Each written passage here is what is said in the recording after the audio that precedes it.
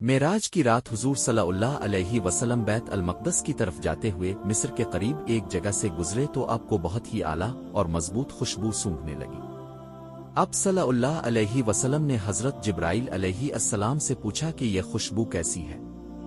जवाब मिला कि फ़िरौन की बेटी की खादमा मशाता और उसके बच्चे कब्र से आ रहे हैं। तो हज़रत जिब्राइल अलैहिस्सलाम ने किस्सा सुनाया कि मिशातह फ़िरौन की बेटी की लौंडी थी और उसने खुफिया तौर पर इस्लाम कबूल कर लिया था।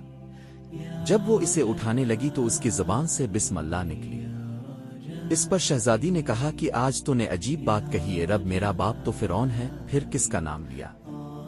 इसने जवाब दिया, फ़िरौन रब नहीं है बल्कि अल्लाह रब है जो मुझे और आपको और खुद फ़िरौन को रिज़्क़ देता है। इसने जवाब दिया, हाँ हाँ, मेरा, तुम्हारा और तुम्हारे बाप का अल्लाह सबका रब है। शहजादी ने अपने बाप से कहा। इसको बहुत गुस्सा आया और इसी वक्त इसे बरसर दरबार भेजा और कहा कि क्या तुम मेरे अलावा किसी को अपना रब मानते हो? इसने कहा, मेरा और तुम्हारा रब अल्लाह है जो सबसे बुलंद व बाला है। इस वक्त फ़िरौन ने हुक्म दिया कि इस गाय को जो कपड़े से बनी है अच्छी तरह गर्म करके जब वो बिल्कुल आग की तरह हो जाए, इसलिए इसके बच्चों को एक एक करके इसमें डाला जाए, आखिर इसे खुद भी इसमें डाल दिया जाए, इसलिए इसे गर्म किया गया। जब वो आग की तरह हो गई तो इसने हुक्म दिया कि एक एक करके अपने बच्चों को इसमें डालना शुरू कर दो। इसने कहा, बादशाह मेरी एक दरख्वास्त कीजिए, वो ये है कि मेरी और मेरे बच्चों की हड्डियां एक ही जगह रख दूं। इसने कहा, अच्छा, तुम्हारे कुछ हुकूक हमारे जिम्मा हैं, इसलिए इसे कबूल किया जाता है। लड़कियों को इसकी आंखों के सामने इसमें फेंक दिया गया और वो फौरन जल कर राख हो गए। फिर सबसे छोटे की बारी आई जो अपनी माँ की छाती से दूध पी रहा था। जब फ़िरौन के सिपाही इसे घसीट कर ले गए तो वो बच गया। इसकी आंखों पर अंधेरा छा गया।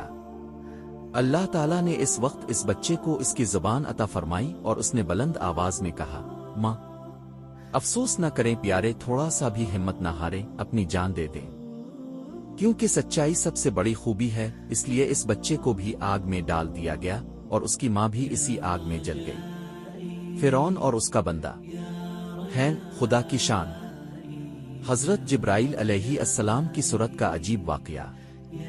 हुजूर नबी अकरम सल्लल्लाहु अलैहि वसल्लम ने एक मर्तबा जिब्राइल अलैहिस्सलाम से दरियाफ्त फरमाया कि ए जिब्राइल अलैहिस्सलाम, क्या आपको कभी बड़ी मुश्किल से आसमान से उतर कर फौरन जमीन पर आना पड़ा है? जिब्राइल ने जवाब दिया, हाँ। रसूल अल्लाह सल्लल्लाहु अलैहि वसल्लम, 4 मर्तबा ऐसा हुआ है कि मुझे फौरन बड़ी तेजी के साथ जमीन पर उतरना पड़ा। रसूल अल्लाह सल्लल्लाहु अलैहि वसल्लम ने फरमाया, वो 4 बार किस मौके पर? जिब्राइल अलैहिस्सलाम ने फरमाया कि जब हज़रत इब्राहीम अलैहिस्सलाम को आग में डाला गया तो मैं इस वक्त अर्श इलाही के नीचे था। चुनांचे में फौरन बड़ी तेजी के साथ खलील के पास पहुंचा।